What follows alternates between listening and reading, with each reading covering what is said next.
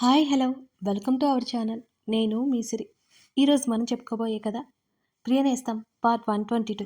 కథలకు వెళ్లే ముందు వీడియోని లైక్ చేసి హైప్ చేయడం మిస్ చేయకండి ఫ్రెండ్స్. ఇక రండి. కాసేపటికి ప్రవర్తిక గదిలోకి వెళ్ళేసరికి అతని ఫోన్ కట్ అవ్వలేదు. ష్యూర్, రేపు మీట్ అవుదాం అని అర్జున్ కాల్ కట్ చేసి విండో నుంచి బయటకు చూస్తున్నాడు ఆలోచిస్తున్నట్టుగా. ఎవరు? అతను వెనకే వచ్చి నిలబడి అడిగింది ప్రవర్తిక. ఏం లేదులే, వేరే ఫ్రెండ్. అతను అబద్ధం చెప్పక తప్పలేదు. ఇప్పుడు అజయ్తో మాట్లాడాలని తెలిస్తే మళ్ళీ అజయ్ వాళ్ళ పాప గురించి ప్రవర్తిగా బాధపడుతుంది.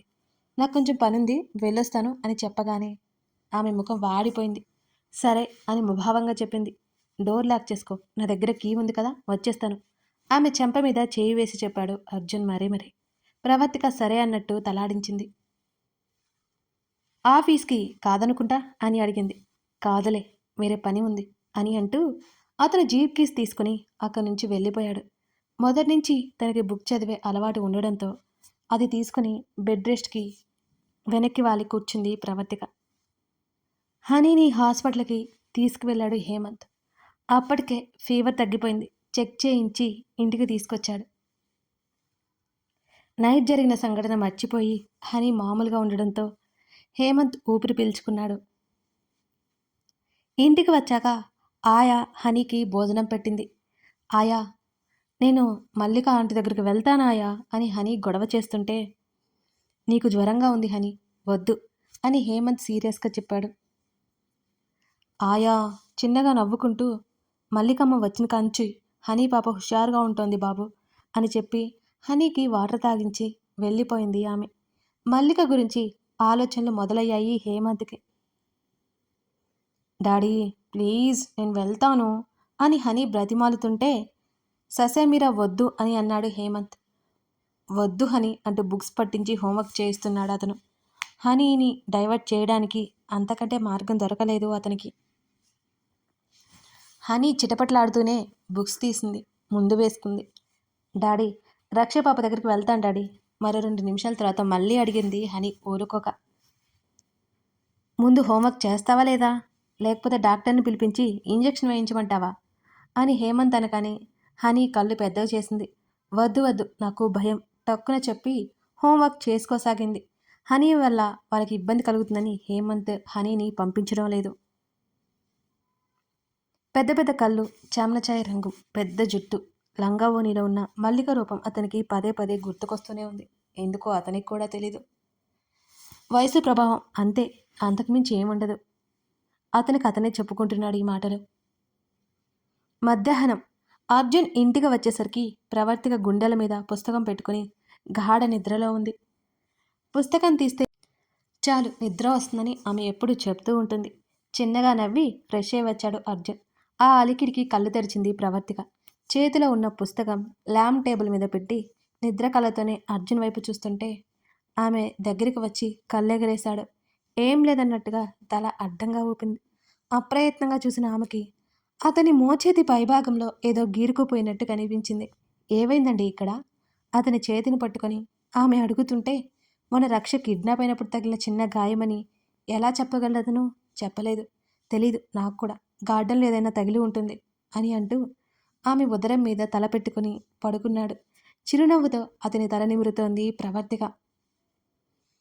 అతను స్టేషన్కి వెళ్ళి ఆ కిడ్నాపర్స్ గురించి తెలుసుకుని ఆ స్కూల్లో హెల్ప్ చేస్తున్న వాళ్ళని అప్పగించి వచ్చాడని ప్రవర్తికకి తెలియదసలు. ఆ విషయం చెప్తే ఇక రక్షణ స్కూలే మాన్పించేస్తుందని అతనికి బాగా తెలుసు. ఆమె పొట్ట మీద చెంపానించి ఆమె వైపుకి తల తిప్పాడు అర్జున్. చాలా రోజులకు రెస్ట్ దొరికిందే మీకు? అతని నుదురు మీద పడుతున్న జుట్టును వెనక్కి తోస్తూ అంది ప్రవర్తిక. రోజు రెస్ట్లోనే ఉంటున్నాను.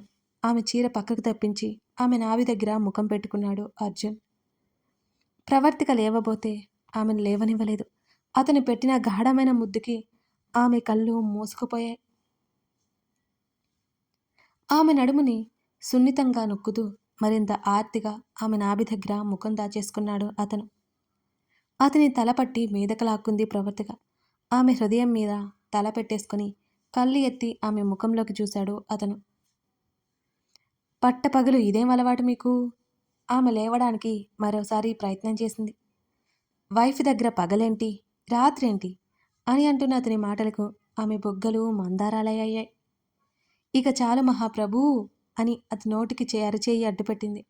ఆమె అరచేతిలో మునిపంటితో తాకి ఆమె చీరకొచ్చులు లాగడంతో ఆమె ఉలిక్కిపడింది.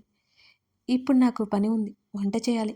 అతని గిలిగింతలకి ప్రవర్తిక నవ్వుతూ చెప్తుంటే, నీ పనులన్నీ మర్చిపో, ముందు నా పని చూడు అని అన్నాడతను. ఈ మధ్య మీరు అంటూ టక్కున ఆపేసింది. ఆ చెప్పు, నేను అంటూ ఆమె పక్కన చేరి ఆమెను తన వైపుకి లాక్కున్నాడు అర్జున్. ఆ రోజు సాయంత్రానికే రక్ష ఉండలేకపోయింది. రక్ష లేకపోయేసరికి ప్రవర్తికి కూడా ఏమీ తోచలేదు. 7 గంటల సమయంలో ఇంటి ముందు కారాగడంతో ఆ శబ్దానికి వంటగదిలో నుంచి బయటకు వచ్చింది ప్రవర్తిక. అర్జున్ హాల్లోనే కూర్చుని ఫోన్ చూసుకుంటున్నాడు. డాడీ, మమ్మీ అని అరుచుకుంటూనే లోపలికొచ్చింది రక్ష. అర్జున్ వెంటనే లేచి ఆమెకు ఎదురుగా వెళ్ళాడు. తండ్రిని కౌగిలించుకుని బుగ్గ మీద ముద్దు పెట్టుకుంది. మిస్ యూ డాడీ అంది. అర్జున్ ఎక్కడికి వెళ్ళి వచ్చినా రక్షతో అలాగే చెప్తుండేవాడు. ఇప్పుడు తను చెబుతోంది. ప్రవర్తిక నిట్టూర్చింది. వెనకే మల్లిక, ప్రణయ్ వస్తూ కనిపించారు. బాగా ఇబ్బంది పట్టిందా అన్నయ్య అని ప్రణయ్ చేతిని పట్టుకుని అడిగింది ప్రవర్తిక. లేదురా, మిమ్మల్ని అడుగుతోంది. బాగా దిగులు పడిపోతుందని తీసుకొచ్చాను. మళ్ళీ రాత్రి ఏడుతుందేమో అని అనిపించింది అని చెల్లి భుజం చుట్టూ చెయ్యేసి చెప్పాడు ప్రణయ్. మల్లిక, రక్ష బ్యాగ్ అక్కడే సోఫాలో పెట్టి తన బ్యాగ్ తీసుకుని అక్కడి నుంచి రూమ్లోకి వెళ్ళిపోయింది. ప్రవర్తికతో కాసేపు మాట్లాడి అర్జున్, ప్రణయ్ అలా బయటికి వెళ్ళిపోయారు. మల్లిక ఫ్రెష్ అయ్యి వచ్చింది. రక్షకి స్నానం చేయించి బయటికి తీసుకొచ్చింది ప్రవర్తిక కూడా. ప్రవర్తిక పనిలో ఉండడంతో మల్లిక తనే రక్షకి భోజనం తినిపించి ఆడిస్తుంటే రక్ష నిద్రపోయింది. ప్రవర్తిక రక్షని గదిలోకి పడుకోబెట్టొచ్చింది. మళ్ళీ నువ్వు కూడా భోజనం చేయి, చల్లారిపోతుంది ప్రవర్తిక సోఫాలో కూర్చుంటూ చెప్పింది. నువ్వు కూడా రా అక్క అని మల్లిక పిలిచింది ఆమె. వాళ్ళిద్దరూ వచ్చాక తింటాలే నేను, నువ్వు తినే. రాత్రి కూడా హనీ దగ్గరే ఉన్నావు కదా, నిద్రపోయావో లేదో, ఇప్పుడేమో జర్నీ చేసి వచ్చా, తినేసి వెళ్ళి రెస్ట్ తీసుకో అని ప్రవర్తిక చెప్పడంతో తలాడించి భోజనం పెట్టుకుంది మల్లిక. హనీ గుర్తొచ్చింది. ఎలా ఉందో ఏంటో. అక్క, హనీకి ఎలా ఉంది అడగకుండా ఉండలేకపోయింది మల్లిక. సాయంత్రం వచ్చింది. రక్షణ్ నిన్ను అడిగి మరీ వెళ్ళిపోయింది. యాక్టివ్గానే ఉంది ప్రవర్తిక చెప్పింది. మల్లిక ఇంకేం అడగలేదు. భోజనం చేసిన తర్వాత గదిలోకి వెళ్ళిపోయింది. కాస్త అలసటతోనే అనిపించగానే మంచం మీద వాలింది మల్లిక. ప్రవర్తిక ఆల్రెడీ మాట్లాడడంతో ఇక హనీ గురించి ఆలోచనలో పడింది మల్లిక. ఎందుకో హనీకి తనంటే చాలా ఇష్టం అని అర్థమైంది. అదే ఎందుకో మాత్రం అర్థం కాలేదు మల్లిక్కి. రాత్రి ఉదయం హేమంత్తో జరిగిన సంభాషణ గుర్తొచ్చింది. ఆయనకి తను వాళ్ళ ఇంటికి వెళ్ళడం ఇష్టం లేదేమో, హనీకి దూరంగా ఉండమని చెప్పకనే చెప్తున్నాడేమో. ఇలా మల్లిక ఆలోచనలు సాగుతుంటే హనీకి తనంటే ఉన్న ఇష్టం, తనకి హనీ అంటే ఉన్న ఇష్టం, వాళ్ళు ఎప్పటికీ పరాయి వాళ్ళే. 4 రోజులు ఉండిపోయేది తను. బంధాన్ని కలుపుకోకూడదు అని మల్లిక అనుకుంది. ప్రవర్తిక అక్కడికి తీసుకొచ్చి పెట్టింది ప్రేమతో. తన జీవితానికి ఒక అర్థం కల్పించాలని అనుకుంటోంది. ఇప్పుడు మళ్ళీ తను హనీ కోసం వెళ్ళడం, అక్కకి, బావగారికి వాళ్ళ చేత మాటలు పడే పరిస్థితి రావచ్చు. ఇవాళ రేపు ఉండి వెళ్ళిపోయే తన్ని ఎవరు ఏమీ అనరు. ఇక్కడ ఉంటే అక్కనే అంటారు. హనీతో చనువు తగ్గించుకోవాలి. అసలు వాళ్ళ ఇంటికి వెళ్ళకూడదు. హనీ కేవలం తమ రక్ష కోసం వచ్చే అమ్మాయి, ఆడుకుని వెళ్తుంది అంతే. అయినా ఎందుకింత ఆలోచిస్తుంది తను? రేపటి నుంచి దూరంగా ఉంటే సరిపోతుంది. మల్లిక గట్టిగానే నిర్ణయం తీసుకుంది. కళ్ళు మూసుకుంది. ఇవాళ కూడా దీన్ని స్కూల్కి ఎందుకు పంపించరు? ప్రవర్తిక అయోమయంగా అడుగుతోంది అర్జున్ని. స్కూల్ చేంజ్ చేస్తున్నాను. అర్జున్ మాటలకి అర్థం కానట్టు చూసింది. ఎందుకు చేంజ్ చేస్తున్నారు? ఆ స్కూల్ చాలా బాగుంటుందని ఎంక్వైరీ చేసి మరీ జాయిన్ చేశారు కదా మీరు అని ఆమె అడిగింది. ఇప్పుడు బాగాలేదు అక్కడ, అందుకే మారుస్తున్నాను అని అన్నాడు అతను. ఆమెతో మాట్లాడుతూనే షర్టు తీసి వేసుకుంటూ, ఎక్కడా నా బంగారం అని అడిగాడు అర్జున్. ఏముంది, మల్లికతో ఆడుతోంది గార్డెన్లో అంటూ మౌనంగా తన పని తను చూసుకుంటుంటే ఆమె చేతిని పట్టుకున్నాడు అర్జున్. ఏమైంది అని అడిగాడు. ఏం లేదు, మీరు నా దగ్గర ఏదో దాస్తున్నారు. ప్రవర్తిక అతన్నే చూస్తూ అడిగింది.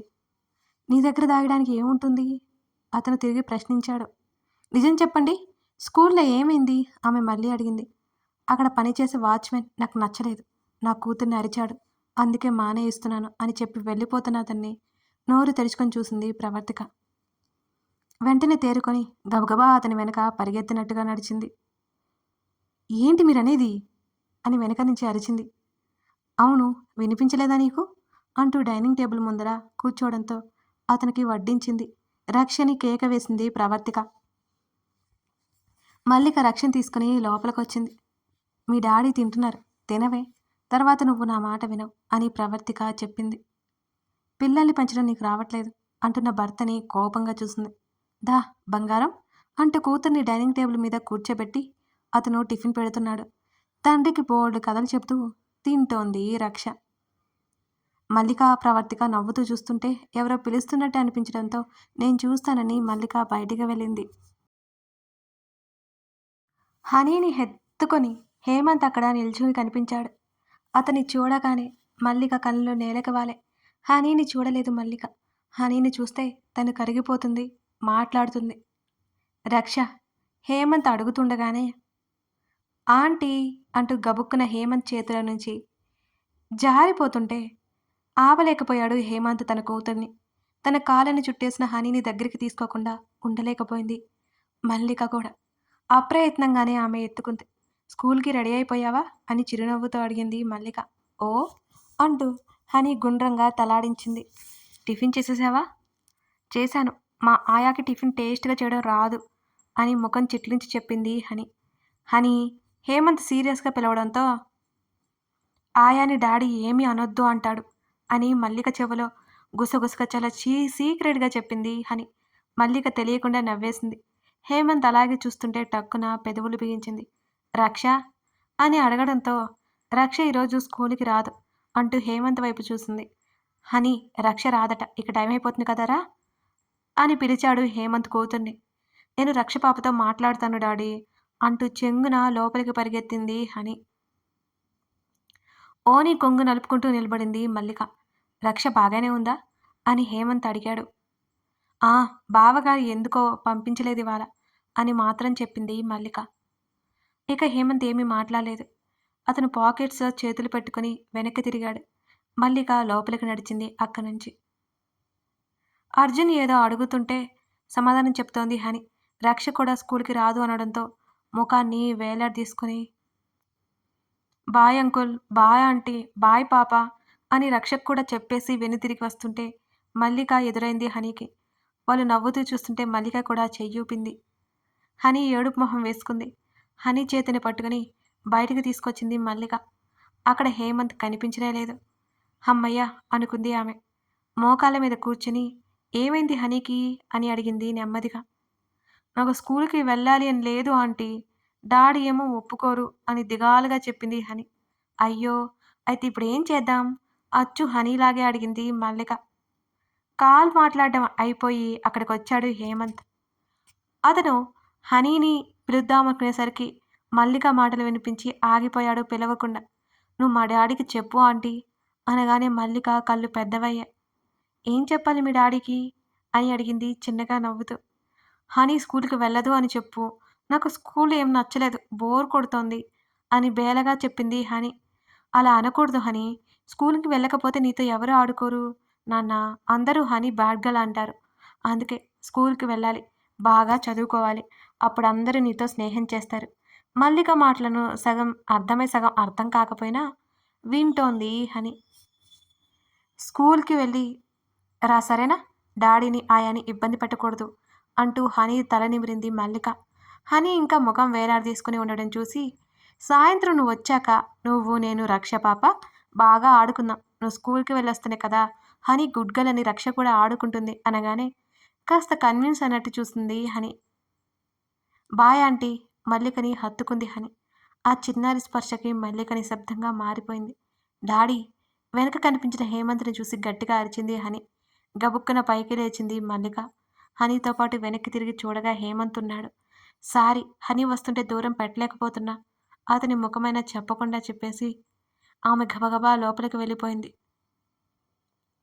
హనీ పిలుపు కూడా మల్లికని ఆపలేకపోయింది. అర్జున్ గదిలోకి వెళ్ళిపోయాడు. రక్ష అక్కడే ఆడుకుంటుంటే ప్రవర్తిక అన్నీ సర్దుతోంది. అక్క నేను చేస్తాలే అంది మల్లిక. ఏముంది ఇక్కడ, అయిపోయిందిలే, టిఫిన్ చేయమా, రా చేద్దు మల్లికని పిలిచింది ప్రవర్తిక. వద్దక్క ఆకలిగా లేదు. ఆకలి లేదా ఎందుకు? తల తిప్పి మల్లిక వైపు చూసింది ప్రవర్తిక. మల్లిక ముఖం లానమైపోయినట్టుంది. చేస్తున్న పని ఆపి మల్లిక దగ్గరికి వచ్చింది ప్రవర్తిక. ఏమైందే అని అడిగింది మృదువుగా. ఏం లేదక్క. ఊరి మీద బెంగ పెట్టుకున్నావా నువ్వు అని మల్లిక నవ్వింది ఆ మాటలకి.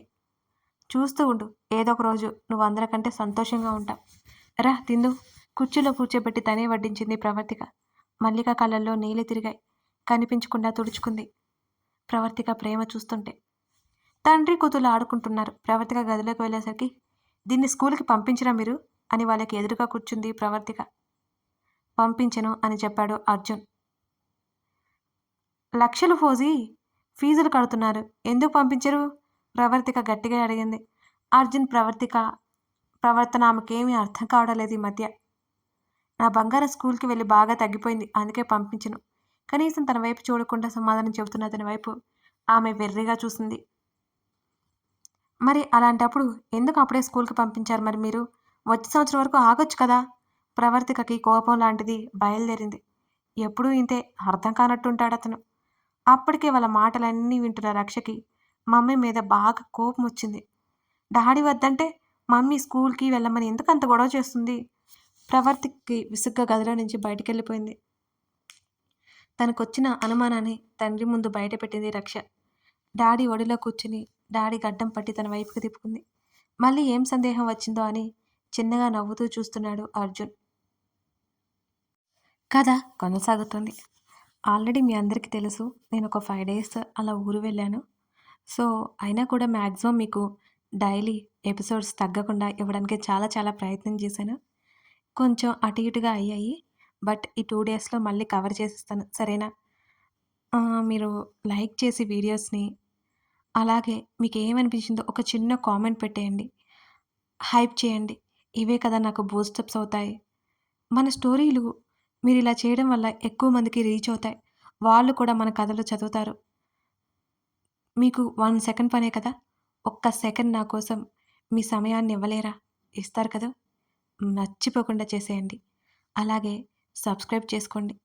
Thank you for watching this video. మరో ఎపిసోడ్తో మనం మళ్ళీ త్వరలోనే కలుసుకుందాం, సరేనా?